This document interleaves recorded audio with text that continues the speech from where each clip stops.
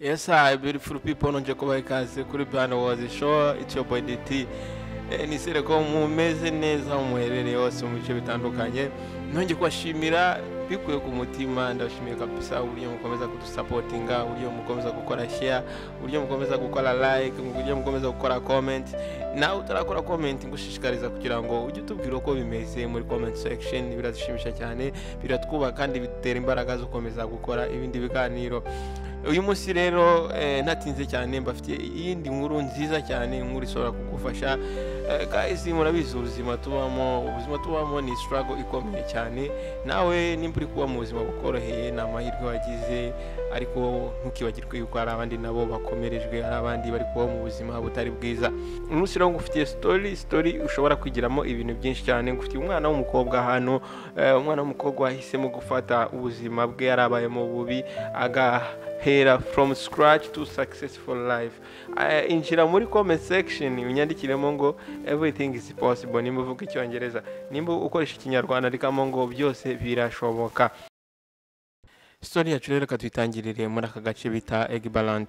Aka gace hakaba ari ahantu usanga cyane cyane abaturage baho ari abakozi ndetse batunzwe n'ibintu bijyanye n'ubuhinzi cyane cyane, ndetse abandi bakaba bakora ibintu bijyanye n'ubukorikori, ubudozi ndetse n'ibintu bitandukanye by'ubuhanzi.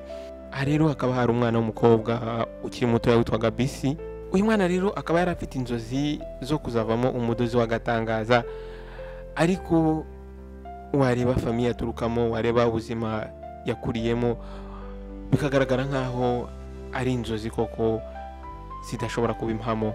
Uyu mwana yari yaravutse kuri famiye y'abahinzi. Uyu mwana w'umukobwa rero akaba yarahuye n'ibibazo kuva akiri umwana.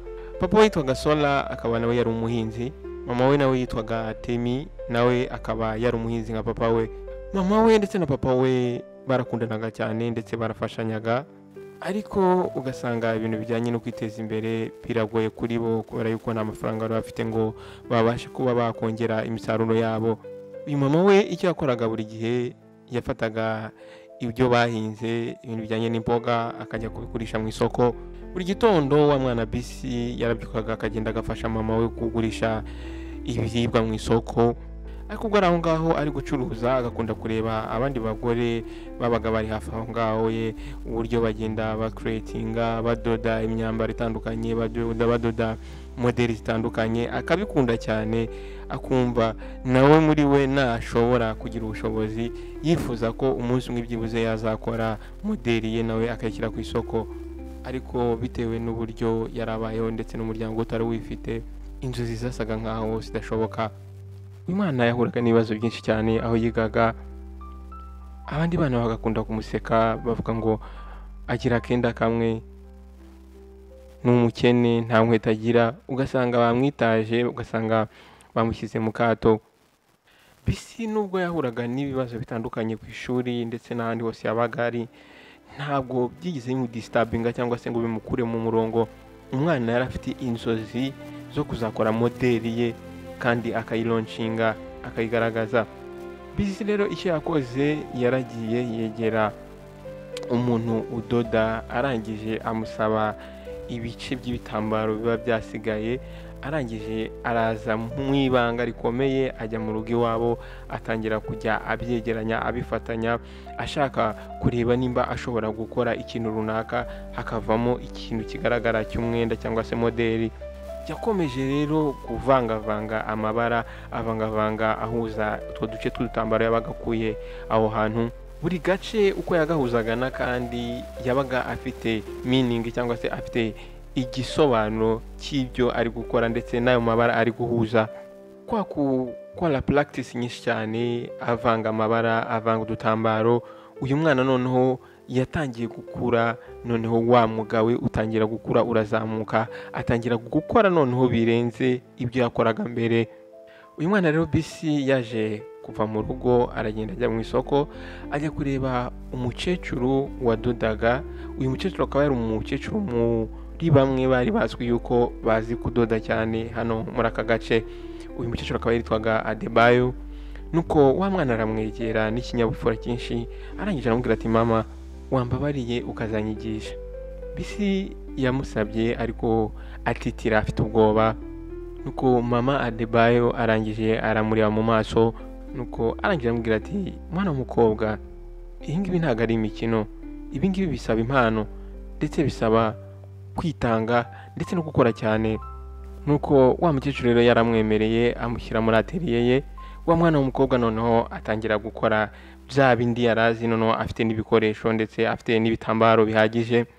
Umwana atangira gufata amabara atandukanye, atangira gufata ibitambaro bitandukanye, arabihuza ku buryo ubona ko akora ikintu gitangaje, ikintu gifite meaning, gifite ubusobanuro buhambaye.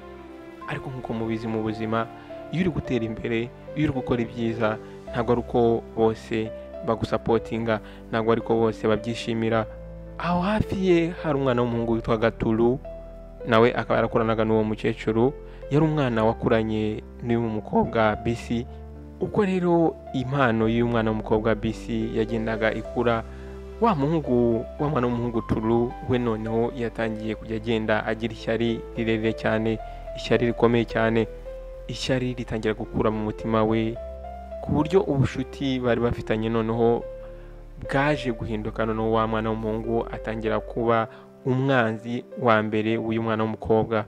Yahisemo kugenda akwirakwiza inkuru ndetse azibwira abashuti be, ababwira ati murabona uriya mwana w'umukobwa witwa Bisi arateka yuko ashobora gutwara izina rya mama Adebayo muri aka gace kose, arashaka kwigira umuntu wamusimbura hano muri aka gace.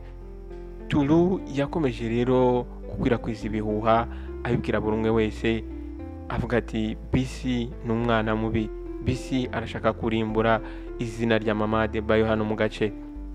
Nuko abantu bose bari bazi uyu mwana Bisi, ubu noneho batangiye kujya bamureba nk'abantu bamukeka, batangira kumucikaho.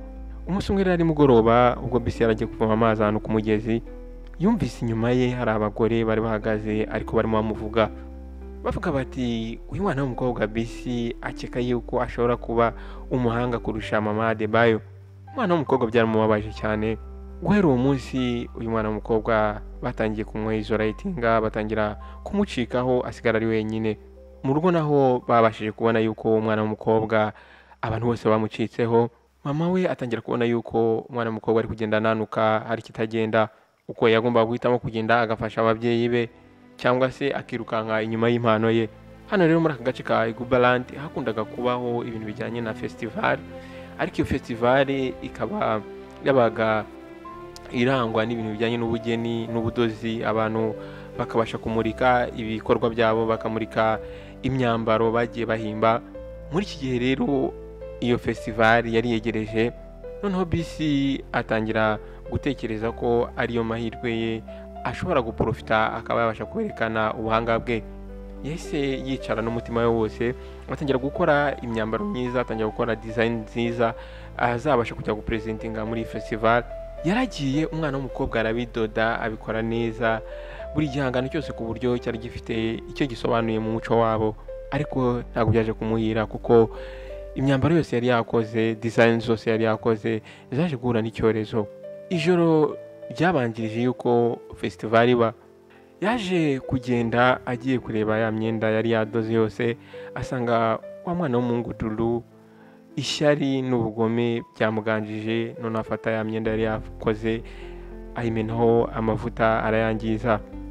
Bisi yaragiye mu rugo aricara ararira cyane, arababara ndetse yumva arihebye. Akazi kose yari yakoze n'umwanya wose yari yataye, ibyo yari yakoze byose byari byangijwe. Ubwo amarira arimo ashoka ku matama ye, yaratekereje avuga ati ariko ibi bintu wabivamo. Ariko yahise yibuka yuko mama we yajyaga amwegera akamubwira ati mwana wanjye, nta mpamvu zo kugira ngo ubivemo. Mama yaramubwira ati mwana wanjye, ntukabure icyizere, umunsi w'inzozi zawe zizaba impamo. Ibyo byose rero uyu mwana w'umukobwa yarabyibutse. Akimara kubyibuka ahitamo yuko agiye gukora ibishoboka byose, akongera agafata akanya gato yarasigaranye akareba nimba ashobora gukoramo iyindi myambaro. Yahise yicara rero afata ibisigarizwa cyangwa se ibikoresho yari yashigaje, arangije abiheraho noneho atangira kudoda iyindi myambaro. Umwana w'umukobwa yaragiye arabikora neza, buri kureri, buri bara, buri igitambaro yahuzaga n'ikindi byose byabaga bifite icyo bisobanuye mu muco wabo. Umunsi rero wa festival waje kugera, umwana w'umukobwa yari excited, yishimiye uburyo agiye guparticipatinga muri festival, agiye kwerekana impano ye. Nuko bisi arangije aragenda ku kameza ke atangira gutegura ibikorwa bye. Umutima we warateraga cyane, ariko abaturage bakibona ibikorwa bye bahise babikunda, baba excited, baraza baramuzenguruka, baravuga ati ntago bishoboka, ntago dushobora kwizera ko ibi bikorwa ari wowe wabikoze. Umwana w'umukobwa yarishimye cyane, yongera agarura imbaraga mu mutima. Ibyo yari yakoze byose ndetse n'abandi bari aho ngaho muri festival, abantu bashe nkaho babirengagije, ahubwo baraza bazenguruka wa mwana w'umukobwa. Umwana yafataga amabara atandukanye meza, yarangiza akayamixinga, yarangiza akayavanga, kandi buri bara byabaga rifite icyo risobanuye mu muco wabo. Abantu baho ngaho bose rero bahise batangira gukunda uyu mwana w'umukobwa, batangira gukunda ibikorwa bye, batangira gukunda creations ze, batangira gukunda impano ye.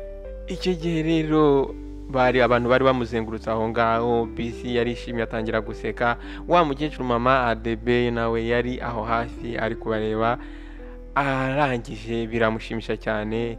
Mama Adebe abona yuko kuba yarafashije umwana w'umukobwa atakoze ubusa. Byaramushimishije cyane kubona umwana w'umukobwa yabashije gufasha, yabashije kwigisha, abashije kuba successful. Yaraje aramwegera, noneho aramwishimira cyane, arangije aramubwira ati mukobwa wanjye, felicitation, wakoze neza cyane, wakonze akazi gakomeye cyane, ubashije guhesha agaciro umuryango wawe ndetse n'aka gace kose. Tulu yarari aho ngaho nawe, ariko atangira kuza yegera bisi na wa mushiha we, ndetse yari agifite na rya shyari. Atangira gusakuza cyane ati bisi, uratekereza yuko ushobora kunyambura buri kimwe cyose? Ariko bisi aramureba, agumana imbaraga ze. Nuko arangije abwira umwana w'umuhungu ati Tulu, wangije akazi kanjye, njyewe naketse yuko turi inshuti. Abantu bari aho ngaho bose bahise batangira kumirwa, batangira ndetse no kubona ko uyu mwana w'umuhungu atari umwana mwiza. Nuko mu gihe bakiri aho ngaho bataratandukana, bisi arangije aramubwira ati Tulu, ndabyibuka igihe twabaga twese twicaye turi kuganira, buri umwe abwira undi inzozi ze. Ese n'iki gishobora kwangiza ubushuti bwacu? Yabibwiye umwana w'umuhungu n'umutima ufunguye. Ako kanya rero Tulu nawe yahise ahindura intekerezo, bahitamo kwiyunga, bahitamo kuba inshuti, aho kugira ngo ishyari ndetse ishyari ribashe kuba ryakwangiza ubushuti bwabo. Bahitamo kumva yuko umuntu ukurusha ushobora kumwigiraho, ndetse nawe ashobora kukwigiraho ukamwigisha ibyo umurusha. Tulu yaje kubona yuko yakoze amakosa, arangije ahobera uyu mwana w'umukobwa bisi. Nuko arangije amusaba imbabazi, ndetse yatangiye kujya afasha bisi mu bijyanye no kudoda, ndetse yatangiye kujya amwigiraho ibintu byinshi cyane bitandukanye atarigeze anamenya igihe cyose yari amaze akora uyu mwuga w'ubudozi. Wa mwana w'umukobwa rero bisi yaje gutera imbere, ibikorwa bye biramenyekana, atangira ndetse kujya supplyinga, akohereza n'ibikorwa bye hanze. Ndetse nyuma y'ibyo byose yahise afungura ishuri, atangira kujya yigisha abana b'abakobwa, akabigisha mu bijyanye no kudoda. Bisi ku nzozi ze yaharaniye kugira ngo zibe impamo, yabashije no gufasha ku minote y'aho yabaga. Abana bakiri bato bakibyiruka bose bamugiriyeho umugisha. Nuko imyaka yaragiye irisunika, noneho bisi atangira noneho gufungura shop ye nini cyane. Bisi yabaga ari muri shop ye yarasekaga, yabaga yishimye cyane, kuko iyo yayirebaga abonaga ibintu yaharaniye kuva kera, inzozi yari afite kuva akiri umwana zari zarabaye impamo. Iyi story y'umwana w'umukobwa bisi yabaye nk'icyitegererezo hano muri aka gace ka Egbaland. Uyu mwana w'umukobwa bisi yinspirinze benshi cyane muri aka gace. Yabashije kwereka abana b'abakobwa ndetse n'abagore yuko byose bishoboka iyo wizeye kandi ugakora. Nawe rero nimba ufite inzozi zawe, ukaba ufite ikintu gihora kigaruka mu mutima wawe, ukaba wifuza ko inzozi zawe zazaba impamo, ntabwo ugomba gucika intege. Ibyo wahura nabyo byose, imbogamizi wahura nazo, distractions ushobora guhura nazo, ntuzagiving up. Ntabwo ugomba gusubira inyuma, ugomba kwihambira ugakora ibishoboka byose, ukagumana focus. Ndabizi neza ko one day inzozi zizaba impamo. Nothing is impossible. Nta kintu kidashoboka. Nyandikira muri comment section ngo nta kintu kidashoboka. Wakoze rero kubana nanjye kuko utangiye kugera ku iherezo. Nizere ko inkuru hari ikintu yagufashije. Nimba hari ikintu yagufashije ubimbwire muri comment section, kandi ndagushimira guhitamo